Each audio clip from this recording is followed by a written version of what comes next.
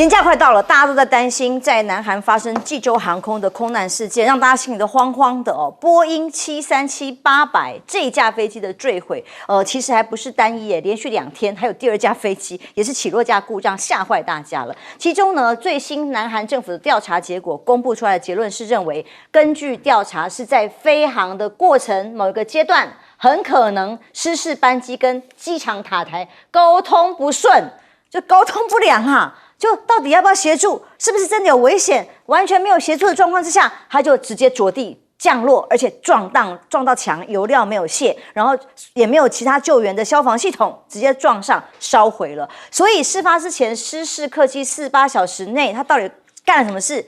就直接去检查一遍，发现他居然48小时就直飞了13次，济州航空今年第3季每一架客机每个月平均飞行时长都超过418小时，是韩国6家国内低成本就是联航嘛航空公司里面最长的。也就是说，先前不是有这个自己的服务人员在网络上爆料嘛，就说天哪，这个是一个血汗工厂，那以至于连维修都会出很大的问题。那有恐怖巧合，说南韩的防灾影片模拟的情况几乎跟济州航空一模一样哦。而南韩还有一件事情是说炸弹威胁嘛，根据官方所认证的结果，其实并没有采信它了。但这封邮件告诉大家说，恐吓信说济州航空航空空难是我们做的哦。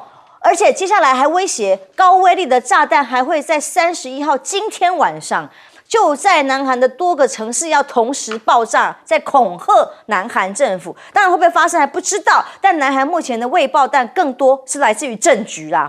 刚刚讲代理的这个总统、代理的总统、代总统，通通都要被抓进去关了。那今天刚刚看到这个空难的消息里头，济州航空相同的机型连2天都有737-800的机型出现问题，一架坠毁了，一架好险惊险的重新飞之后平安降落。那所以全面101架的波音737-800通通都要做特别检查。其实之前比较出问题，什么飞机门掉了什么的，是737 MAX 的版本嘛。那现在787也出过问题嘛。那这一次呢，同型号飞机3年前也曾经有过事故啊。那一次的事故呢，是在济州起飞的时候，机尾保护装置尾滑杆啊刮擦跑道发生事故，最后还好没什么人员伤亡，只有被处数亿韩元的罚款而已。那么这次的失事造成了179条人命，哇，非常可怕。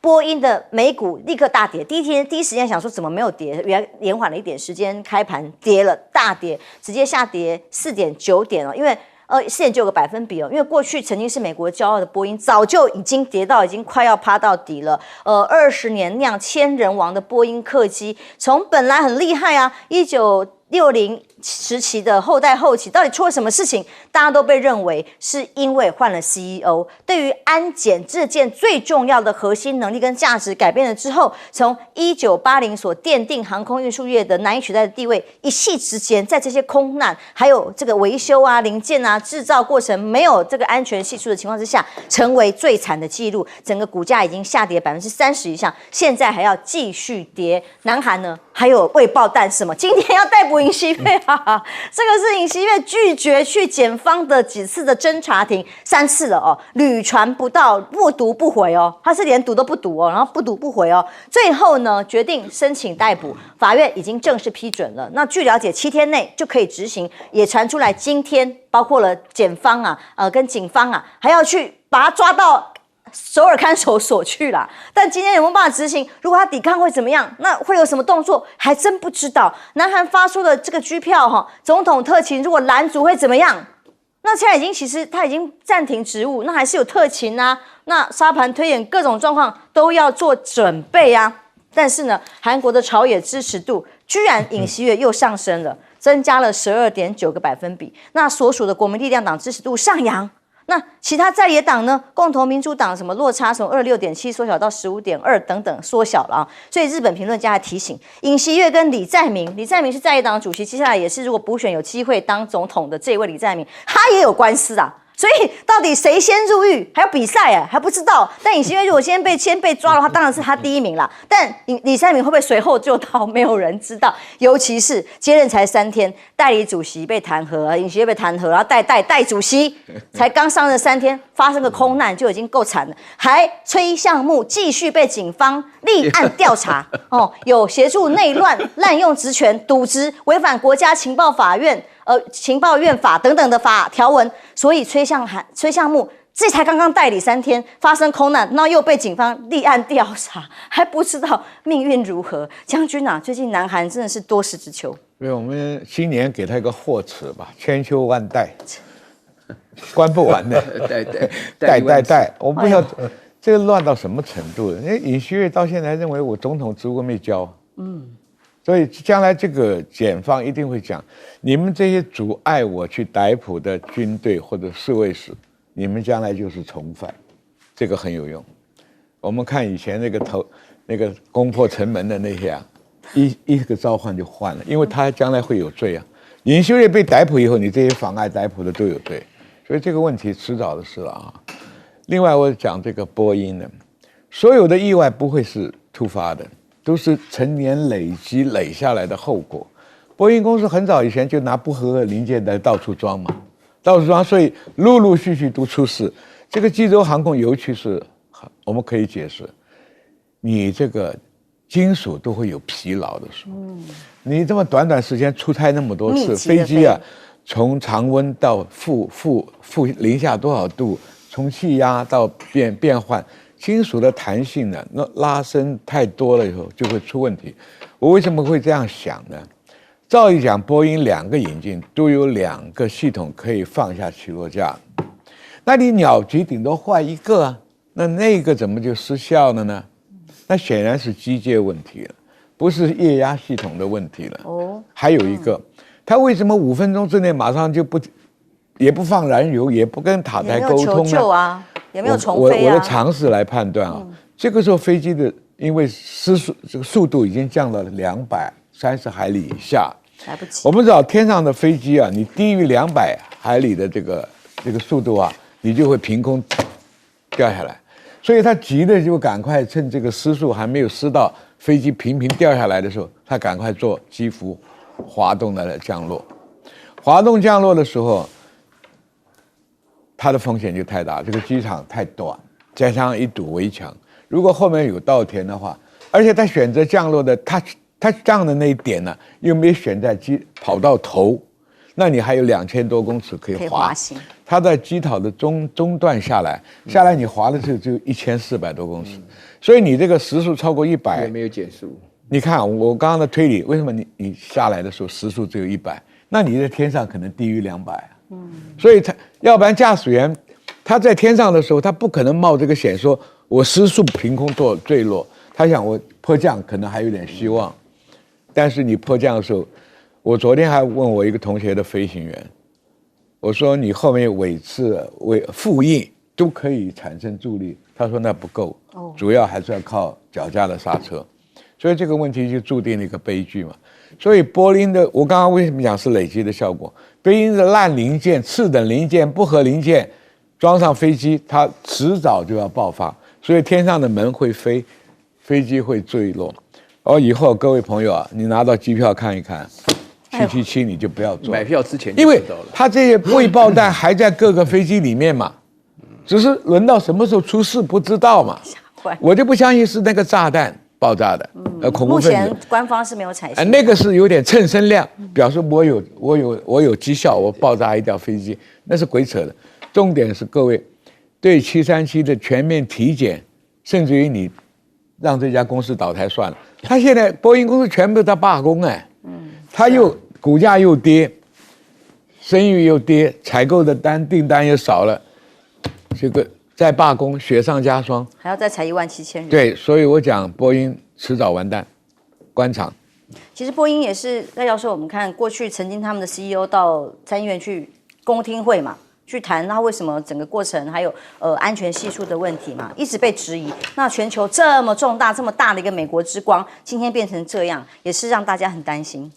当然担心啊，因为他有2位吹哨者啊，而且有一位是资深的这个品管的一个经理啊，50几岁了，在波音工作30年啊。他本身认为换了 CEO 以后啊，他们的公司的经营管理出问题，而且用瑕疵品、用不合格的零料件，螺丝装反了，对，来作为替换等等的。他认为这个波音的安全是有问题。现在的情况是，波音737-800这款飞机，它已经造成了损失力太大了，空难的事件都跟这款飞机很多是有关的。那以最近的案例来讲，除了韩国的这一架以外，那另外有一架也是紧急赶快回去，也就是因为它的起落架液压有问题，对，所以马上就回去。这是第2架，还有一架就是荷兰，也是波音737-800也是这个起落架下不来，所以在滑行跑道飞所以最后所幸无事，但是连续3架，那你说波音到底要不要公正客观的来去调查？所以波音本身要介入这件事，但是问题就在于美国的 FAA 到底可不可靠、可不可信，要不要再有国际的更客观公正的也参与这个调查，让大家知道说波音的737-800到底有没有问题，要不要大家都应该要考虑是不是暂停一段时间，或是减少它的飞行次数，然后去好好的检查不然的话，我们搭这款飞机的，我们都是提心吊胆可是我们乘客又由不得我们。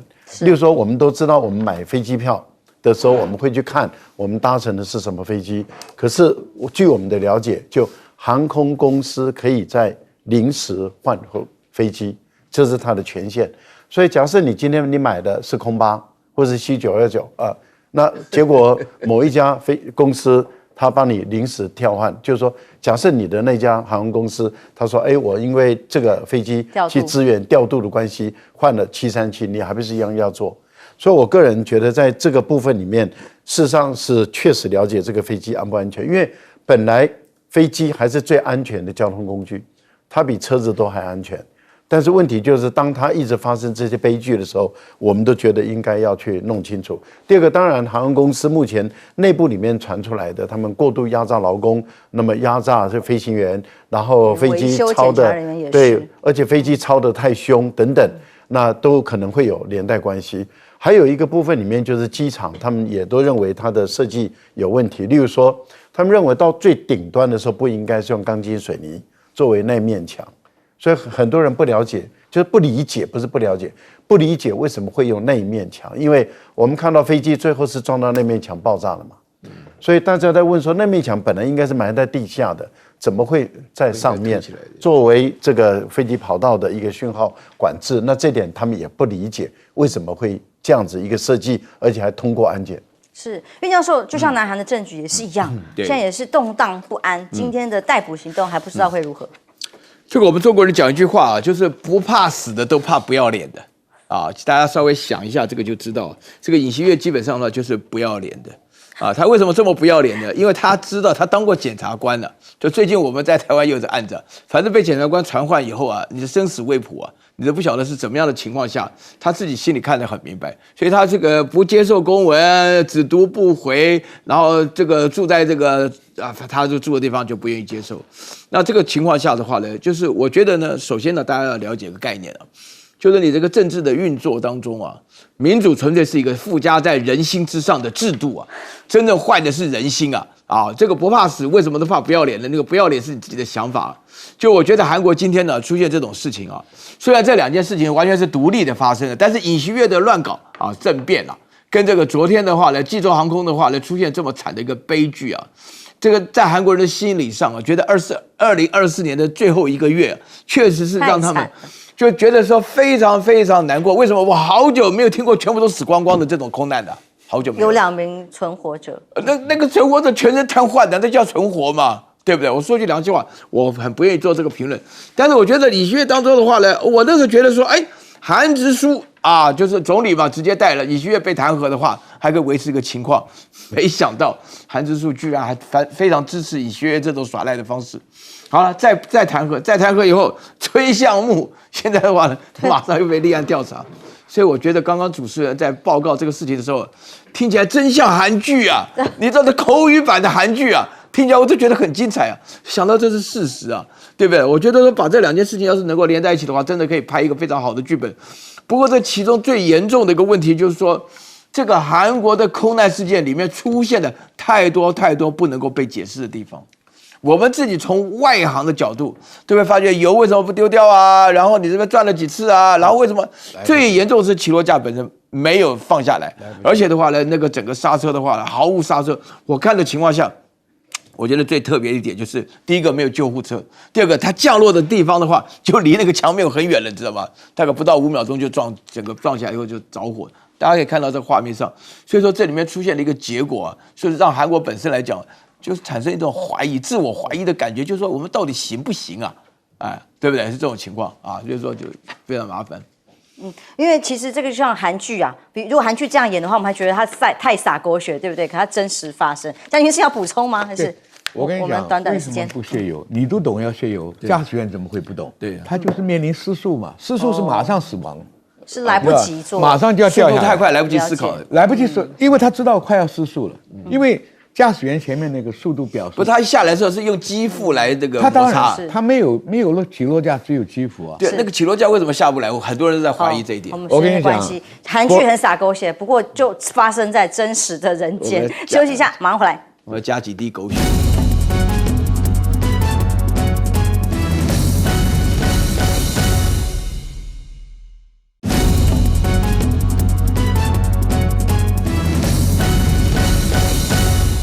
今年2024最后一天，明天就是2025年了。2050年看谁？当然是看川普啦。川普马上上任之后，影响全球，恐慌指数还是景气指数，就看他。那其中光马斯克跟这个川普的关系影响非常的密切。哎，看看这个画面，叫做大陆有一个特种机器狗，哇，再升级，哎，很厉害哎，它可以这样旋转，只是它为什么没有头啊？好恐怖哦！对不起，它可能这个攀山越岭的方式吓死人了，哇！真的是很神奇，这个狗呢，因此也引起了这个是明星创业公司所发布的最新的画面哦，大家都很惊讶哇，这个机器狗太强了 ，B2W 全球都轰动，哎，连马斯克也注意到了，他特别在他的 X 上面发文说，未来啊的战争啊是无人机的战斗，不管是无人狗、无人机、无人船、无人什么，通通都在一个 AI 科技的世界里头了。所以马斯克说他想称霸自驾车 AI 啊，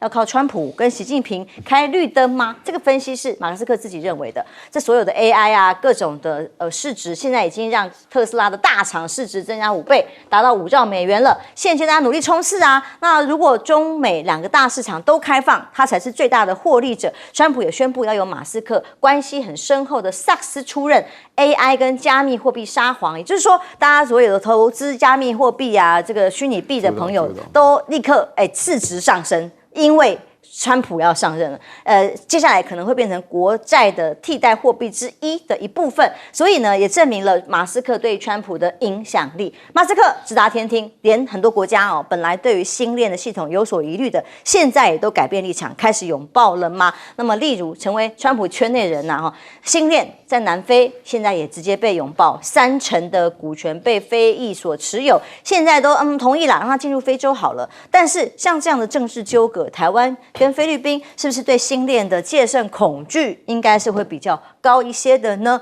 而川普呢，很爱马斯克不管是经济啊，说要裁减政府的开支预算啊，其实川普会当选也是因为美国经济不好的关系。但现在有没有机会变好？现况来看，悲惨数据曝光，皆有新增的近20%创新高。在美国的最新官方调查显示，无家可归的街友目前人数比1年前激增18%，到创纪录的771480人。不过，因为他们都有一些这个失业什么各种的补助啦，所以这样的数字在经济不景气的时候特别容易快速的攀升。美国经济是不是大危机来了呢？底层被榨光。那这个贫富差距两端越来越大，信用卡很多人缴不出来。光是数据显示，今年前9个月，信用卡的卡债啊、贷款坏账啊，几乎是缴不出来的坏账啊，已经达到了460亿美元，比去年同期增加多少？50%啊！其实很多房债啊、房贷啊、贷款有关系，因为升息一直升到大家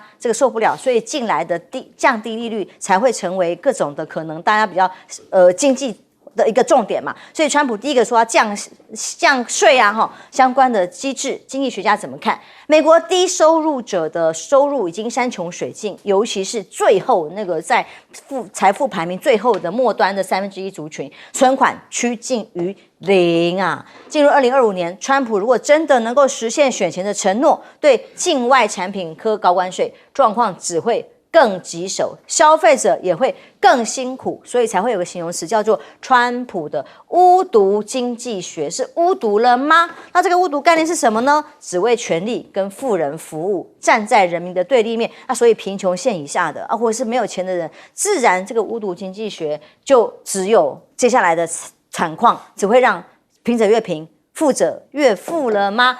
川普是不是只顾着想赚自己的钱？这是很多的美国媒体的分析了哈，包括 TikTok 会不会因为牵扯到美国的富豪，或者是他最大的金主有关宾州的首富雅思所以才会有立场上、政策上的大转变呢？雅思这位过去长期支持共和党还有川普的这位金主，在全球富豪排行第64名，也是2024年美国总统大选里共产党最大的对不起，共和党啦，不是共产党最大的资助者，他也是 TikTok 投资者之一他也拥有 TikTok 在中国的母公司字节跳动股份7%哦，公司里拥有15%哦。所以如果说川普的好朋友都是拥有这样子的一个资产的话，那当然，川普支持也是势在必行。而字节跳动呢，传出豪砸2300亿要大买 NVIDIA 辉达的晶片，力拼 AI 军备竞赛。因为大家都知道，未来就在 AI， 亚洲最大的客户在这里。那所以华府怎么阻止陆企取得尖端晶片？那这个尖端晶片，字节跳动创办人之一张一鸣呢，也会使得这类的晶片成为全球最大的买家啦，还跟小米一起盯上了 AI 眼镜。双方说陆媒说，双方创办人在硬体上会狭路相逢，互相成为竞品。小米雷军有4500万年薪来邀了一个 AI 天才少女进去这个才说95年后的这样子的一个天才少女8篇技术论文让他很惊艳接下来如果有这样的 AI 大型团队，所有的科技产业都在看2025年未来可能是一个快速的发展，一个 gap 过去之后就是一个科技的新世代。将军怎么看？首先我讲美国这个贫富不均的现象在哪里呢？美国是靠科技战金融战、军武科技这3个行业是赚钱，赚大钱。可是钱落了谁的口袋呢？有钱人的口袋，大公司的口袋，所以他的贫下中农就不行了。是。那现在的问题，你说川普懂不懂？他当然懂，他但用的都是治标的办法。我收人家所有的税，我就钱多了嘛；收人家的保护费，我钱多了嘛。他要想办法。他为什么讨厌联准会？你不降息，很多美国买房子的利息越滚越大，他才变成 homeless 的。有很多中产阶级缴不起税，房子就被没收了。没收是常常是游民的一个主要来源了。他本来已经没什么钱，房贷交不出。我看过太多的影片，是房子被迫政府封了，拿走。所以他为什么恨联准会？叫你降息你不降甚至于把那个头都要干掉吧，对不对？降息。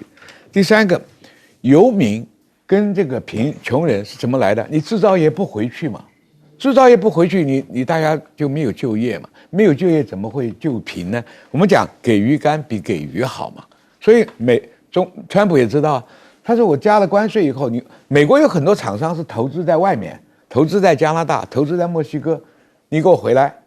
要不然我就让你活不下去，这也是看到这个现象嘛。第3个，创造业，今天你制造业才能制造很多的人口的能够赚钱，科技业、军火业那只有少数嘛。所以川普不做，他显然就这个贫富差距更加加大。所以你不要看川普行为言行上疯疯癫癫的，他这个状况虽然不见得能解决，至少目前治标嘛，收到全世界的钱补贴嘛，不让这个通货膨胀危及到它的这个民调嘛，让工厂回来，这些有就业嘛。那个缴不起信用卡的就是这种性状嘛。现在我以前也接触过游民呢，那个游民我以为他是没有读过书，错了，硕士学位，当过协理经理的。台大吗？是这系吗？不是啊。你知道为什么？我说你怎么变游民？他说离过一次婚呢，然后什么什么的就完了。有时候是一个人生选择啦。对，他没办法，他也觉得很快乐。他在那个小餐厅弹个吉他，他就混了。那再弹不下去就要街头了嘛。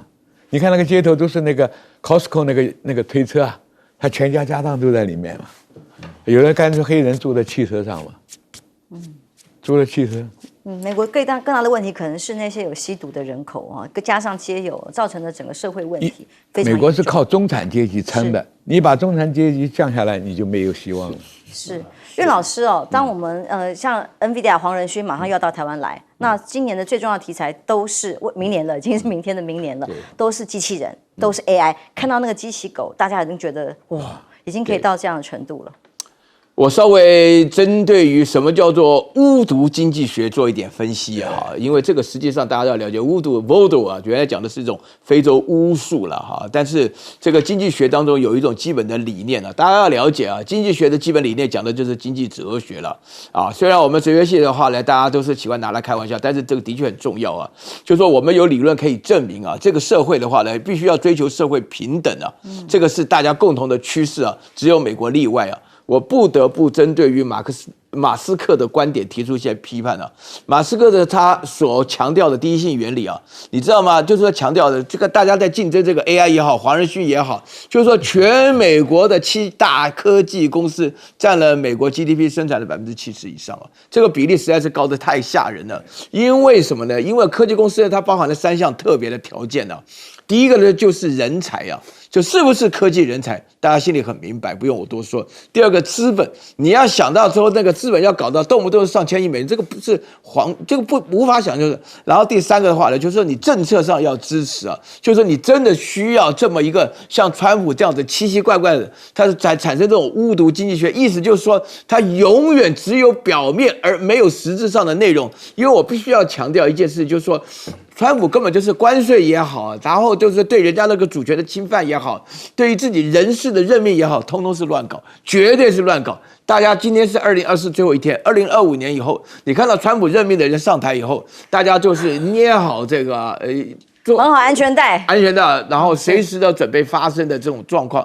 因为什么呢？因为如果说川普是对的，那我们经济学就是白读的，那你就改读哲学系，你不能读经济系。为什么呢？因为这里面实际上所出现的情况，我现在讲非常强调，关税从来，我讲一个简单的例子，我讲的稍微激动一点啊，因为涉及到我们系的名誉，我必须要强调一下，关税的意思就是什么呢？就是你自我循环，不让人家货进来。是，你认为这种事情在美国可能吗？保护主义，你想想看，就保护主义，其实我们不要讲保护主义，美国享受到这种大量的进口，用几张绿色的纸拿出去，$100 $100就可以换2条牛仔裤。你想想看，这种生意多好做，你不要，你要叫他关税，关税来的一个情况下，你等于说是关上门。美国有可能关上门吗？美国凭什么关上门？所以川普自己本身的话呢，我看到他每次的样子，都觉得极其无知，极其傲慢。蔡教授，机器狗的问题，我们记不记得前段时间有讲到大陆跟那个柬埔寨，他们有一个联合军演，那个时候就已经有机器战士了，它可以作为侦查、搜索、攻击、城镇战用啊。那现在它不太适合当宠物哦，对，但是因为这款机器狗已经在卖了哦，在虾皮好像也已经有个在开卖了，所以才会引起这个马斯克的一个高度的一个关注，也就是说哦，可以用到这样的一个程度，对，然后它的本身的承受力那么的强哦，最主要还是 AI， 它当然还是人遥控的啦，哦，因为必须要有人在那边遥控啊，因为它有一个侦测感测器，然后它有一个摄影机啊，然后在那边看，它可以做各种动作。一样。那这样的一个情形，他就认为说，未来人类的战争的形态会有很大的一个转变，所以国家是不是应该往这个机器人、机器狗啊、机器的动物，还有从 AI， 因为 AI 一直被训练。可是我觉得在 AI 一直被推广、被发展的过程中，人会变笨。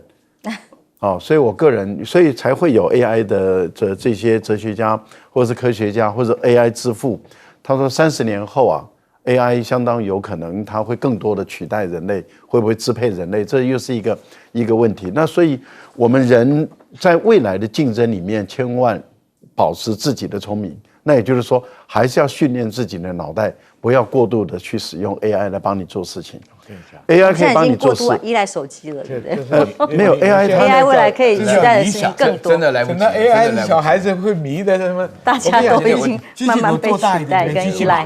因为像我儿子他是学这个的，然后我女儿是在法国读这个艺术的，那他要写论文。然后他就问我儿子，就是说那个怎么运用 AI 的问题，他们会教他有哪一些的软体可以用，然后怎么用 AI。那越是高手，他非常会使用这个 AI 来帮他辅助他，先把所有的东西的架构做起来。好，是啊。但是这样的情形下的话，会使人的脑袋的使用率会下降，会更多的依赖它来帮你做。不过我觉得人类未来还是要再走一段路，什么路呢？就是辨识什么论文或者什么影片、什么图片是 AI 做的，所以现在又有哲学系了，哲学系真的有帮助。现在又有一款当经济部长，现在又有一款新的软件，它就是因为像我们知道哈佛啦几个著名的大学。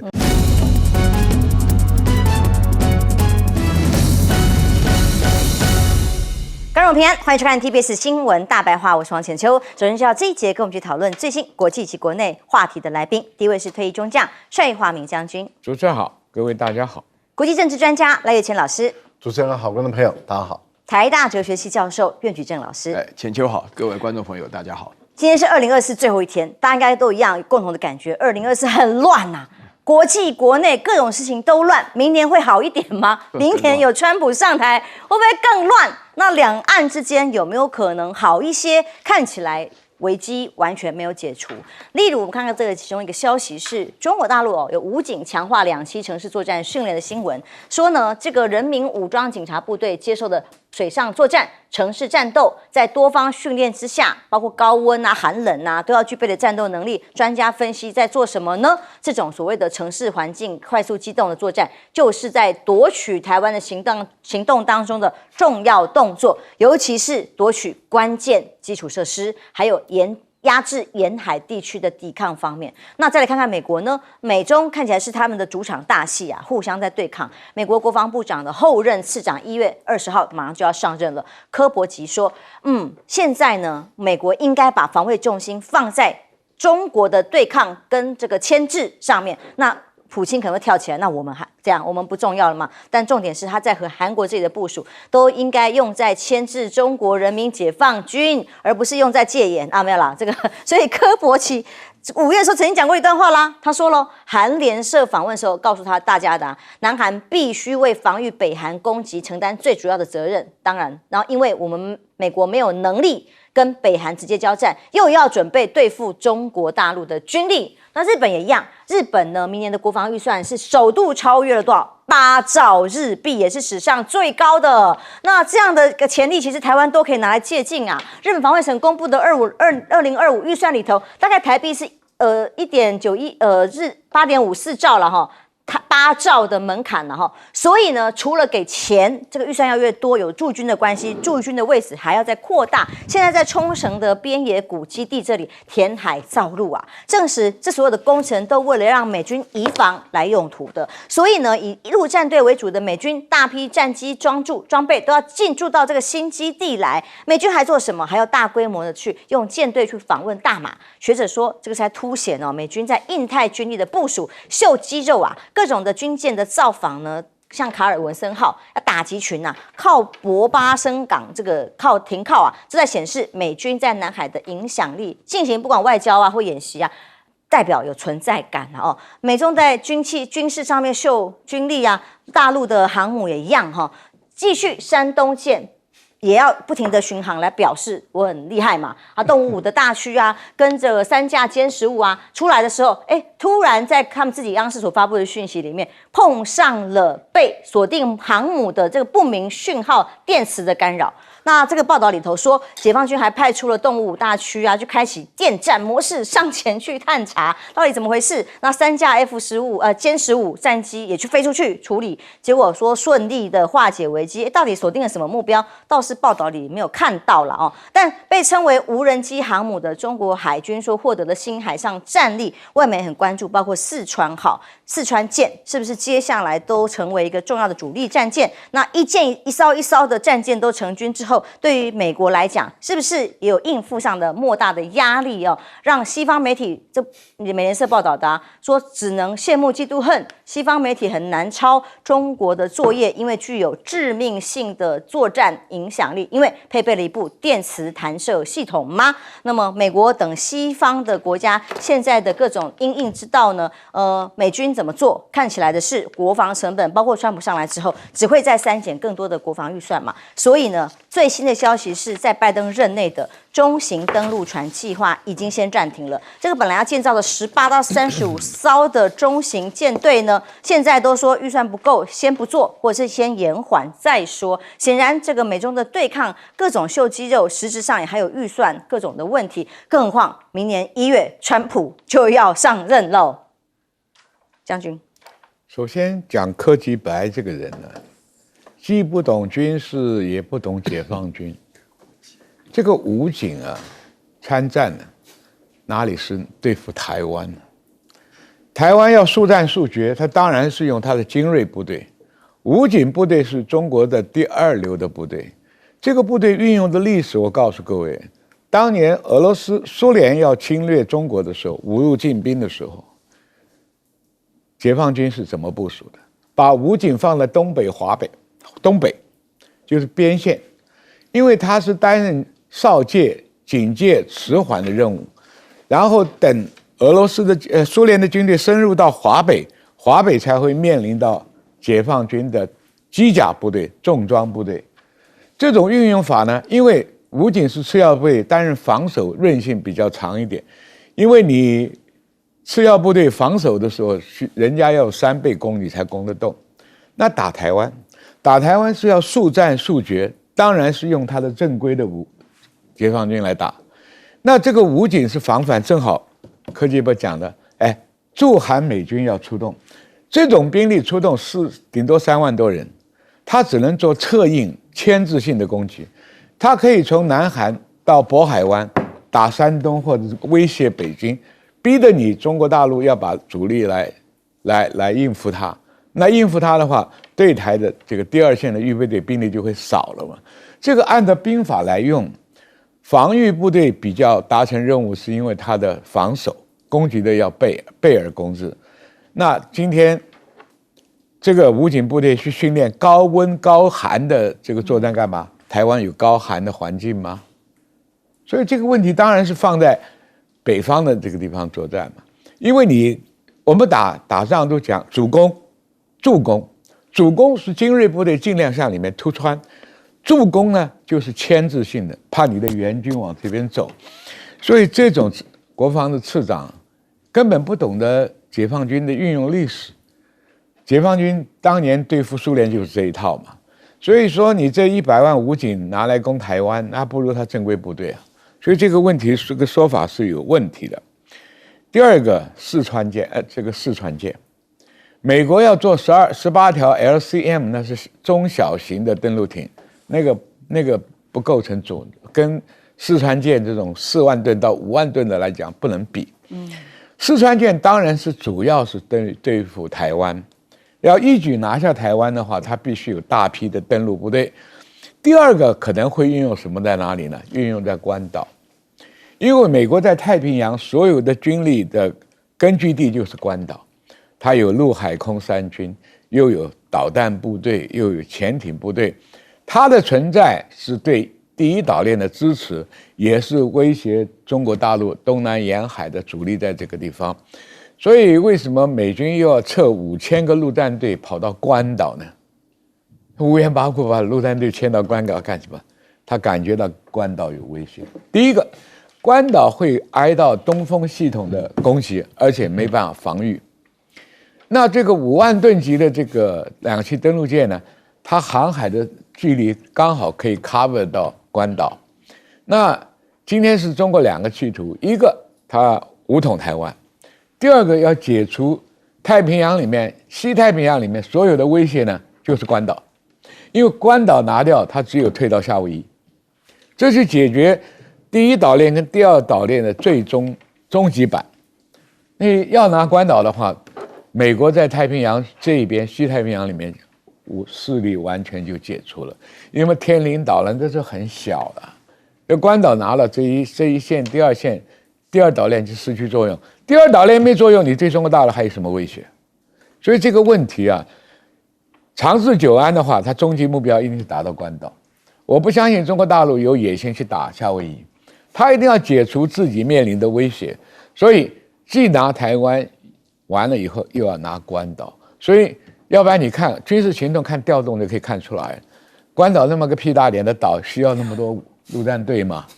不需要嘛。那就是他有陆战的威胁才要陆战队嘛，因为陆战队是一个攻势部队，所以打开人家的大门，让后面的重装的机甲部队跟上去，那防到关岛去就是关岛的防卫作战。所以我们把这个整个局看一看，就懂了嘛，对不对？那不要胡扯八道，说拿武警去打台湾，万一打不下来呢？那教授，因为光看到日韩，他们大家也都穿了弹了啊，像日本是先把自己的国防预算编到最高了，史上最高了。那2个国家都还有驻军呢，啊，所以台湾都可以拿来作为借鉴跟参考。没有办法借鉴参考了，因为日本我们可能要面对什么处境啊？不，日本确实是富有的哈，因为日本1亿多人口，然后它的整个GDP 在全世界它排名第4位。所以，当它的防卫预算一直在增加啊，例如说，它从过去不到1%增加到1%，现在增加到2%，其实是应美国要求。美国一直要求日本一定要把防卫预算一直不断的增加，所以它就不断的在增加，现在已经突破1%了。但是美国要求目标是2%，所以它往这个方向在赶。